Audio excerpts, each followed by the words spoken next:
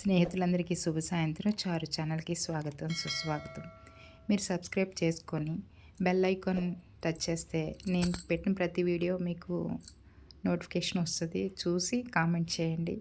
ఇదేంటంటే నేను మామిడికాయ పులిహోర చేశానండి. అరకేజీ రైస్ వార్చుకున్నానండి. వార్చేటప్పుడు ఒక స్పూన్ ఆయిల్ వేసాను. ఆయిల్ వేసి వార్చేసి 2 మామిడికాయలు తురుమండి. వార్చేసి ఓర్పెత్తిన అన్నాన్ని పళ్ళెంలో వేసుకొని పచ్చిమిరపకాయలు, అల్లం తురుము, కరివేపాకు, మామిడికాయ తురుము, పసుపు ఇవన్నీ వేసి వేడన్నంలో పచ్చివన్నీ వేసి కప్పేసి ఉంచుకోవాలండి.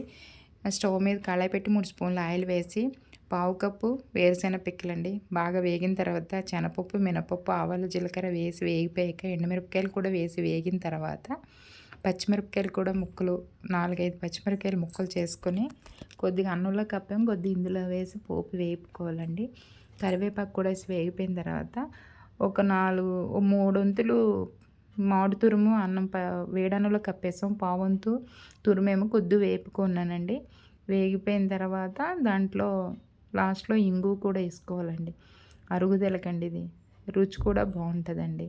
ఇది మామిడికాయ పులిహోర కాబట్టి బెల్లం వేయలేదండి. అయితే ఆ వేడి పోపుని తీసుకొచ్చి పచ్చివన్నీ కప్పాం కదండి, అది కొంచెం పక్కకి అన్నం పక్క తీసి ఆ పచ్చి దాంట్లో వేసేసి బాగా కలపాలండి. మళ్ళీ 2 స్పూన్ల ఆయిల్ పోసి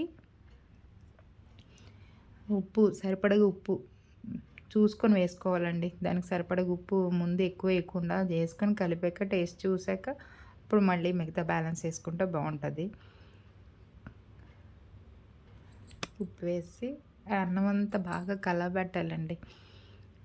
మామిడికాయ పులిహోర కదండి, మామిడికాయ తురుము ఆ అన్నానికి అంతా పట్టేటట్టు ఎల్లో కలర్గా అయ్యేటట్టు బాగా కలుపుకోవాలండి. స్పూన్తో కలిపేసి 10 నిమిషాలు మూత పెట్టి ఉంచితే ఆ పులుపు అంతా అన్నానికి ఇంకి రుచిగా ఉంటుందండి.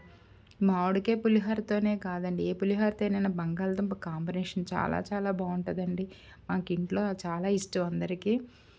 ఏదైనా వరలక్ష్మి పూజ కానీ వినాయక చవితి కానీ పులిహోర చేస్తాం కదండి, కంపల్సరీ బంగాళదుంప కూర చేయాలండి. ఉడకబెట్టి ఉప్మా కూర అంటారు, లేదంటే ఫ్రై చేసుకున్నా బాగానే ఉంటుందండి.